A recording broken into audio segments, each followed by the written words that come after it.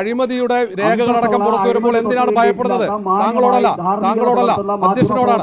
അധ്യക്ഷന്റെ വാർത്താ സമ്മേളനമാണ്. താങ്കളോട് സംസാരമില്ല. പ്രസിഡന്റ് BJP പോലും പ്രതിസന്ധിയിലാവുന്ന തരത്തിലുള്ള ഗുരുതര ആരോപണങ്ങളാണ്. ലോകായുക്തയിൽ ഇപ്പോഴും പരാതി, അതിൽ തീർപ്പ് കൽപ്പിച്ചില്ല. എന്തുകൊണ്ടാണ് താങ്കൾ മറുപടി പറയാത്തത്? റിപ്പോർട്ടർ ഒഴികെയുള്ള മറ്റു മാധ്യമങ്ങൾക്ക് ചോദിക്കാനുണ്ടെങ്കിൽ ചോദിച്ചോളൂ.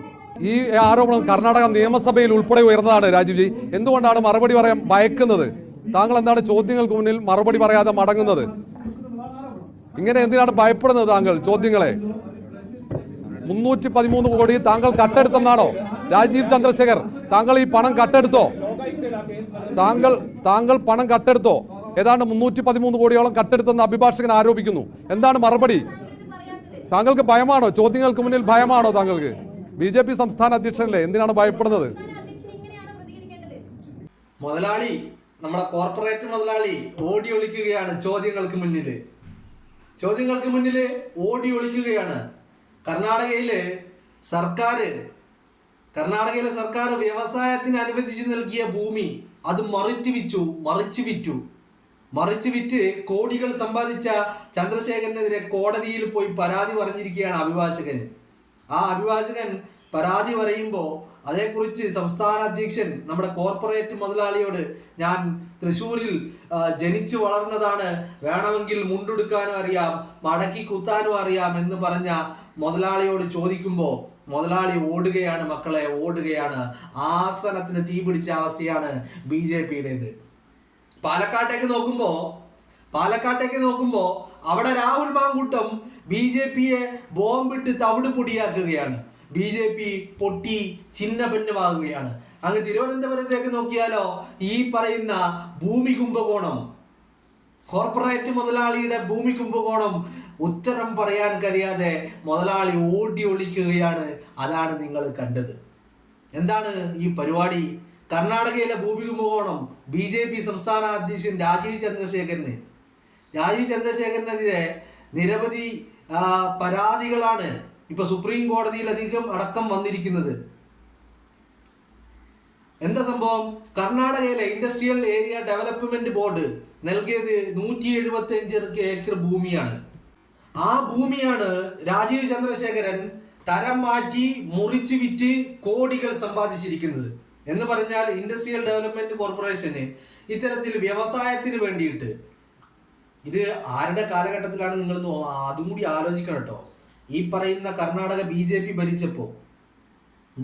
ഭരിച്ച സമയത്താണ് ഈ പറയുന്ന രാജീവ് ചന്ദ്രശേഖരന് ഇത്തരത്തിൽ ഭൂമി അനുവദിക്കുന്നത്. 175 ഏക്കർ ഭൂമി അനുവദിക്കുന്നു. അത് വ്യാവസായിക ആവശ്യത്തിന് വേണ്ടി അനുവദിച്ച ഭൂമി തരം മാറ്റി അത് മുറിച്ചു വിറ്റു. ആര്? രാജീവ് ചന്ദ്രശേഖരൻ. ഈ പറയുന്ന BJPയുടെ സംസ്ഥാന അധ്യക്ഷൻ 313 കോടി രൂപയാണ് കൊള്ളയടിച്ചത്. എന്ന് പറഞ്ഞാൽ പൊതുമുതൽ കട്ടുകൊണ്ടുപോയി വിറ്റ് പണമുണ്ടാക്കി പോക്കറ്റിലാക്കിയിരിക്കുന്നത്. അതേക്കുറിച്ച് മാധ്യമപ്രവർത്തകരെ ചോദിക്കുമ്പോൾ മറുപടി പറയാനില്ല. ഭയപ്പെട്ട് ഇറങ്ങിപ്പോവുകയാണ്. പറയാനൊന്നുമില്ല. വല്ലാത്തൊരവസ്ഥയാ. അഴിമതിക്കെതിരെ പോരാടുന്നവര്. പുതിയ ഇന്ത്യയല്ല, ഭാരതം. ഇപ്പൊ ഭാരതാണല്ലോ. ഇന്ത്യ എന്ന് പറയാൻ പാടില്ല എന്നാണ് പറയുന്നത്. ഭാരതമാണ്. ഭാരതത്തിന്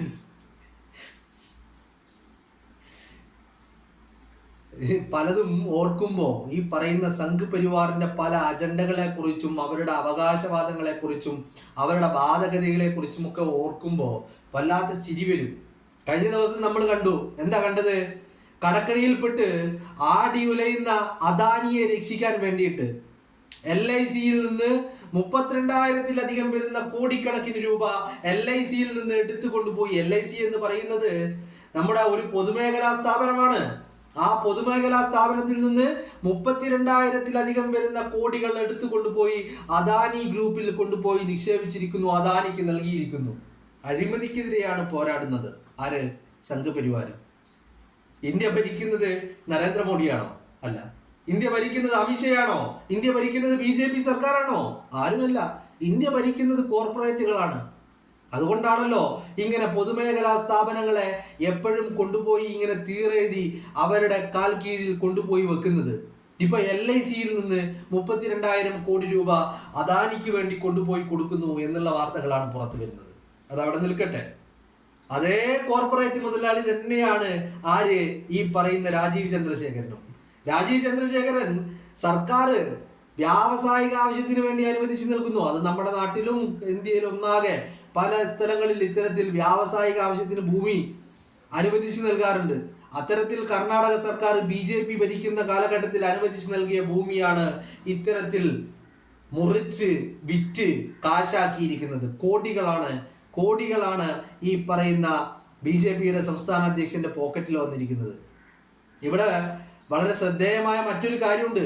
എന്താണ്? 500 ഏക്കർ ഭൂമി വേണമെന്നാണ് രാജീവ് ചന്ദ്രശേഖരൻ അന്ന് BJP ഗവൺമെന്റിനോട്, കർണാടക ഭരിച്ചിരുന്ന BJP ഗവൺമെന്റിനോട് ആവശ്യപ്പെട്ടത്.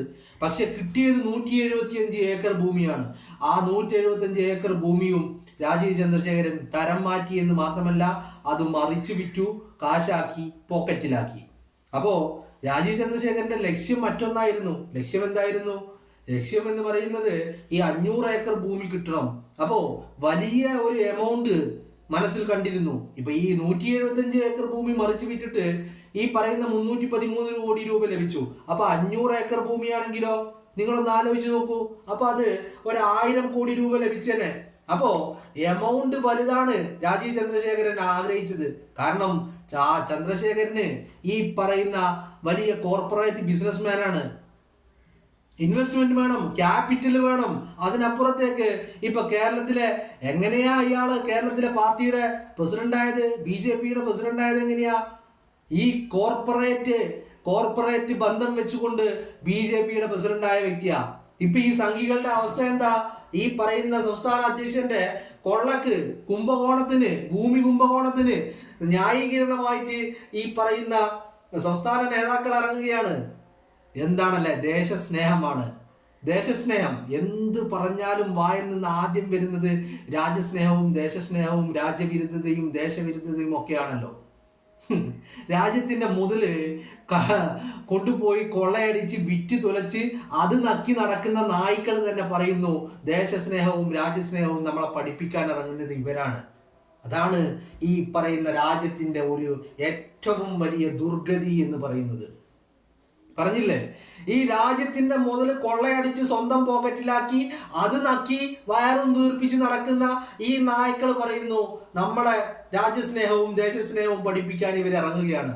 ഈ രാജ്യസ്നേഹത്തിന്റെയും ദേശസ്നേഹത്തിന്റെയും മറവില് ഈ രാജ്യത്തിന്റെ പൊതുമുതൽ കൊള്ളയടിച്ച് നക്കി തീർക്കുന്ന നായകളാണ് ഇവറ്റകള്. ആ നായകള് ഒരു ഉളുപ്പുമില്ലാതെ ഇങ്ങനെ ദേശസ്നേഹം വിളമ്പിക്കൊണ്ടേയിരിക്കും. സ്വന്തം കാര്യം വരുമ്പോ ദോഷസ്നേഹവും ഇല്ല, രാജ്യസ്നേഹവും ഇല്ല, രാജ്യത്തിന്റെ പൊതുമുതലും ഇല്ല, ഒന്നുമില്ല. എല്ലാം കട്ടുമുടിക്കും, കൊള്ളയടിക്കും, വിറ്റ് തുലക്കും, നക്കി തീർക്കും. അതാണ് ഈ നായ്ക്കളുടെ ഒരു പ്രത്യേക തരം ഒരു ഏർപ്പാട്. മനസ്സിലായില്ലേ? മുതലാളിക്കിപ്പോ വാ തുറക്കാൻ പറ്റുന്നില്ല. മുതലാളി വാർത്താ സമ്മേളനം നടത്താൻ വന്നിട്ട് ടോർച്ചാണ് സംസാരിക്കുന്നത്. ഏത്? അതന്നെ ടോർച്ച് സുര പറയാണ്, നിങ്ങളുടെ ചോദ്യത്തിന് ഉത്തരമില്ല, വേറെ ആർക്കെങ്കിലും എന്തെങ്കിലും ചോദിക്കാനുണ്ടോ? ആരുടെ ചോദ്യത്തിനും ഉത്തരമില്ല. അവിടുന്ന് ചോദ്യങ്ങൾ ഇങ്ങനെ വന്നുകൊണ്ടിരിക്കുമ്പോ ഉത്തരമില്ല. ഒരു മാധ്യമ സ്ഥാപനത്തിന്റെ മുതലാളിയാണ്, നിങ്ങൾ മനസ്സിലാക്കണം. പക്ഷെ ആ മാധ്യമ സ്ഥാപനം മുതലാളിയുടെ വഴിക്കാണ് പോകുന്നത് എന്ന് ചോദിച്ചാൽ എനിക്ക് അത്തരത്തിലുള്ള ഒരു അഭിപ്രായമില്ല കേട്ടോ. ആ മാധ്യമ സ്ഥാപനം വിമർശിക്കാറുണ്ട്, ചില പക്ഷം പിടിക്കാറുണ്ട്. അതൊക്കെ അവരുടെ ആ മുമ്പുണ്ടായ അതേ രീതിയിൽ തന്നെയാണ് പോകുന്നത് എനിക്ക് തോന്നുന്നു. ആ മാധ്യമ സ്ഥാപനത്തിൽ ഈ മുതലാളിക്ക് അത്ര വലിയ റോളൊന്നുമില്ല എന്നാണ് എനിക്ക് തോന്നുന്നത്. അവിടെയും കഴിഞ്ഞ ദിവസവും അങ്ങനെയാണെങ്കിൽ ആ മാധ്യമ സ്ഥാപനത്തിൽ അതിന്റെ 30ാം വാർഷികം ആഘോഷിക്കുമ്പോൾ അവിടെ ഈ മുതലാളി ഉണ്ടായിരുന്നില്ല. സ്വാഭാവികമായിട്ടും അവിടെ കെ മാധവനായിരുന്നു ഉണ്ടായിരുന്നത്. അപ്പൊ അതുകൊണ്ട് അവിടെ ഈ മുതലാളിക്ക് എത്രത്തോളം ഷെയർ ഉണ്ട് എന്നുള്ള കാര്യത്തിലൊക്കെ എനിക്ക് തർക്കമുണ്ട്. അതെന്തെങ്കിലും ആവട്ടെ. എന്താണെങ്കിലും രാജ്യസ്നേഹം പഠിപ്പിക്കാൻ ഇറങ്ങുന്നവര് ഈ രാജ്യത്തെ തന്നെ കൊള്ളയടിച്ചുകൊണ്ടാണ് തിന്നു മുടിച്ച് നടക്കുന്നത് എന്നുള്ള കാര്യത്തില് നമുക്കാർക്കും ഒരു തർക്കവും വേണ്ട. ഇവര് നമ്മളെ പഠിപ്പിക്കുന്നതല്ല രാജ്യസ്നേഹം, അതിന് നിങ്ങളാരും വലുതായിട്ടില്ല എന്നുള്ള ഒരു ഓർമ്മപ്പെടുത്തലിന് വേണ്ടിയിട്ടാണ് ഇങ്ങനെ ഒരു വീഡിയോയുമായിട്ട് വന്നത്.